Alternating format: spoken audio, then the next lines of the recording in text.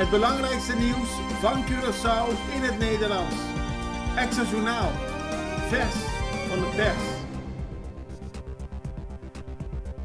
Welkom bij Extra Journaal. Fijn dat u weer kijkt. We hebben het belangrijkste nieuws voor u op een rij gezet. We beginnen met het bericht dat het CFT zegt dat Curaçao voorzichtig moet blijven. Eigenlijk was de boodschap heel positief gisteren van het College Financieel Toezicht. Het College Financieel Toezicht heeft namelijk erkend dat de zaken goed verlopen voor Curaçao. Elke keer dat het CFT Curaçao bezoekt kan worden vastgesteld dat er nieuwe projecten in ontwikkeling zijn, meestal hotels. Toerisme is uiteraard een grote en belangrijke inkomstenbron voor het land. Desondanks is het goed om voorzichtig en zorgvuldig te blijven. Dat zei de nieuwe voorzitter van het College Financieel Toezicht, Hans Hogevorst. Gisteren hield hij voor de eerste keer een persconferentie als voorzitter van het CFT. In de afgelopen 4 jaar was hij lid van het CFT. En later deze uitzending besteden we meer aandacht aan de persconferentie. Werknemers Bethesda ontvangen salaris. Gisteren was er onduidelijkheid over het salaris van de werknemers van Bethesda. Er was beslag gelegd door de oud-directeur. Ook is er een kort geding gestart. Nu is het allemaal geregeld. Zo schrijft de Extra vandaag. De werknemers zijn namelijk gistermiddag begonnen met het ontvangen van hun salaris. En dat is het nieuws dat de minister van Volksgezondheid, Tyrone Boekhout, aan de werknemers heeft meegedeeld. De voormalig directeur, mevrouw Natasja Rog-Wanner, tegen wie Bethesda een kort geding was gestart om beslag op te heffen, heeft zelf besloten om het beslag op te heffen voor het bedrag dat bestemd was voor de salarissen van de werknemers. Maar tussen de oud-directeur en Bethesda is nog steeds een kort geding en dat wordt morgen gehouden. Maar de werknemers hebben in ieder geval hun salaris gekregen.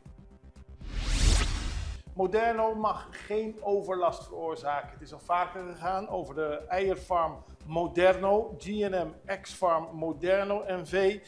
Er is een kort geding aangespannen tegen de stichting Sunset Heights.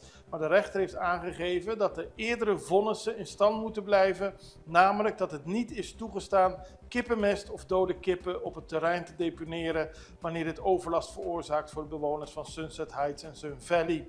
De zaak begon al in 2021 toen de bewoners genoeg kregen van de overlast door muggen en de onaangename geur die afkomstig was van Moderno. Er zijn verschillende procedures bij de rechtbank gevoerd en deze kort geding was nu de laatste in deze hele zaak. De rechter blijft bij het punt dat Moderno ervoor moet zorgen dat de buurtbewoners geen overlast hebben. Politie Aruba neemt 167 kilo marihuana in beslag. Narcotica Brigade heeft een gerechtelijke inval gedaan. 3 aanhoudingen, die 167 kilo marihuana en 1 vuurwapens in beslag genomen. Verder zijn er mensen aangehouden van een 30-jarige man uit Venezuela, een 35-jarige man uit Venezuela en een 43-jarige vrouw uit Aruba. Voor de gerechtelijke inval is gebruik gemaakt van speciale teams om een grootschalige en goed gecoördineerde actie uit te voeren. En de gerechtelijke inval vond plaats in een perceel aan de Cayenne-straat en in Bakval. Onderzoek naar inclusiviteit op de werkvloer, dat werd gisteren de resultaten gepresenteerd. En op Curaçao wordt wel gesproken over inclusiviteit, maar men is er nog niet klaar voor om deze daadwerkelijk te implementeren. Dat was de conclusie van de bijeenkomst. En het is de conclusie uit een onderzoek dat is uitgevoerd door Optima Arbodienst BV en Report App BV naar het thema inclusiviteit, diversiteit en erbij horen. De cijfers laten zien dat er respect is, maar niet voor iedereen. 63% van de onderzochte mensen vindt dat LGBTQ-collega's met respect worden behandeld, maar 30% ervaart of ziet een onrespectvolle behandeling van mensen van de LGBTQ-community.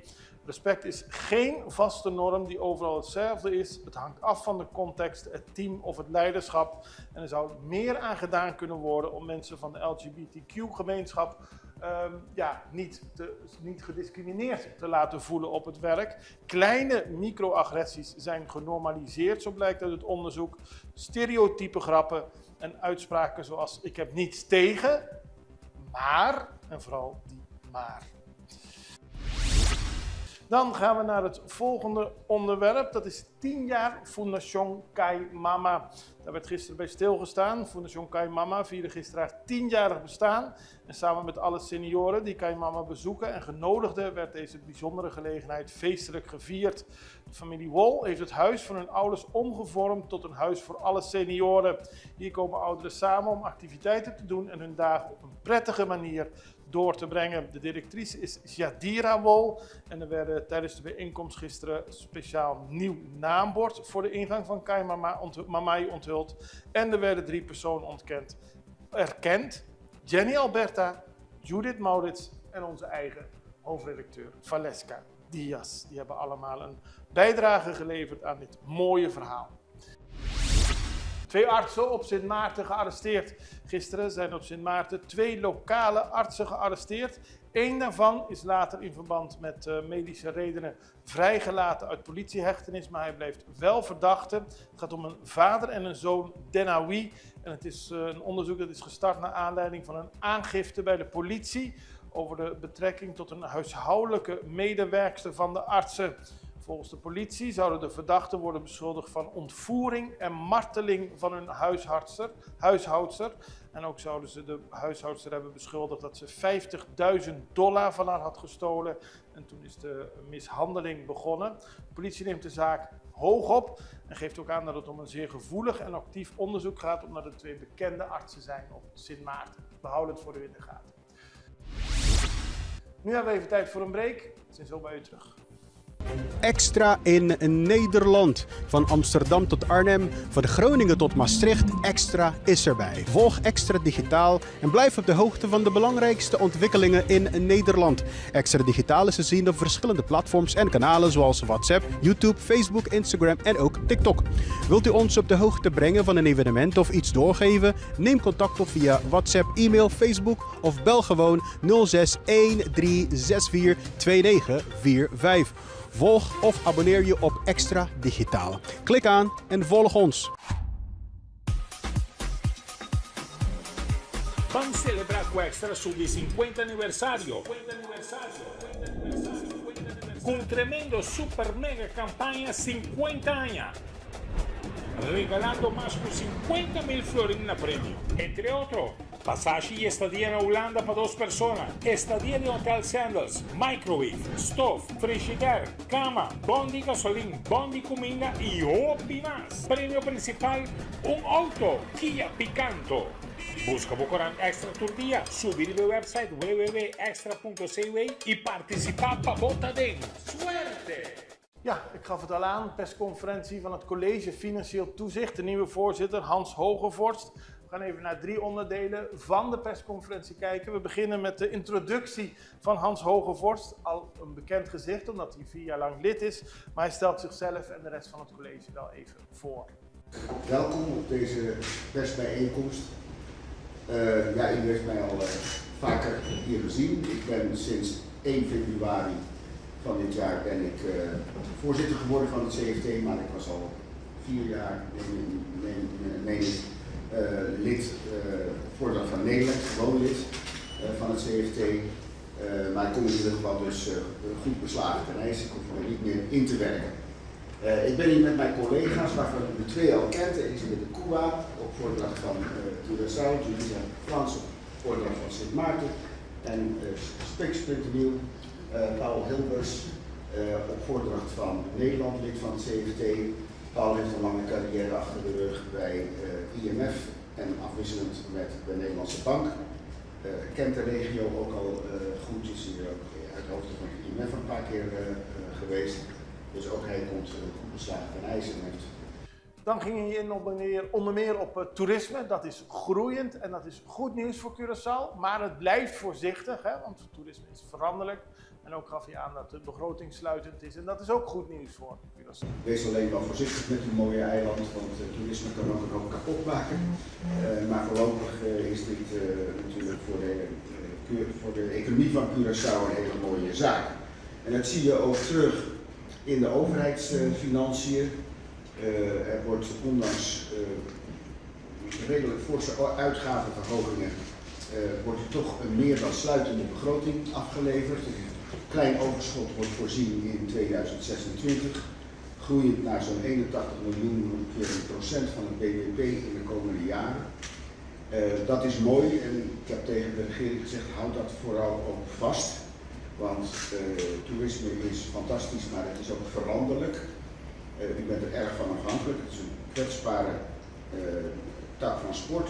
Tot slot ging Hogevorst nog in op de sluitende staatsschuld. Ook een mooi resultaat. Dus er waren heel veel resultaten die goed zijn voor Curaçao. Maar hij stipte ook nog enkele opmerkingen aan. Want ja, het kan natuurlijk niet zo zijn dat er niks op te merken is.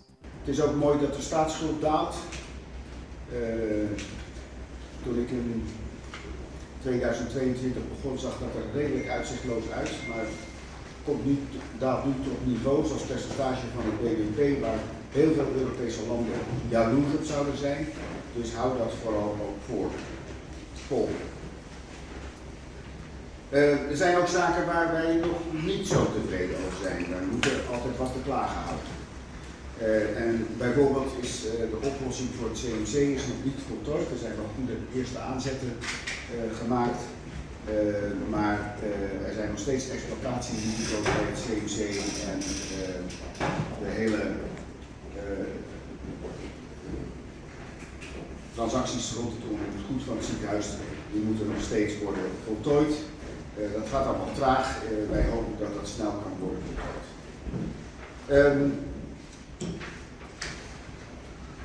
We zijn ook nog niet tevreden over het financieel beheer. Jaarrekeningen komen veel te laat af. En we zijn ook nog steeds niet voorzien van een keurige accountancyverklaring. En daarom is het van groot belang dat er grote stappen worden gezet op dit terrein. En dan gaan we naar internationaal nieuws, want we hebben beelden die zijn vrijgegeven door lokale brandweerlieden. En die tonen een vulkaanuitbarsting nabij een waterzuiveringsinstallatie in de Colombiaanse plaats San Juan de Urabe. Dat hebben de autoriteiten gemeld. Er was dus een uitbarsting van de vulkaan en die leidde tot evacuaties. Tot nu toe zijn er geen gevonden gevallen, maar Colombia ligt natuurlijk heel dicht bij ons. En dat land heeft, zo heb ik opgezocht, 20 actieve vulkanen. Die zijn voornamelijk in het Andesgebergte, maar ook deze beelden zien er spectaculair uit. En gelukkig is er niemand gewond geraakt. We houden het nieuws ook internationaal voor u in de gaten. En dat doen we morgen weer. Ik hoop dat u er dan weer bent. Allerbeste, tot ziens. Dag.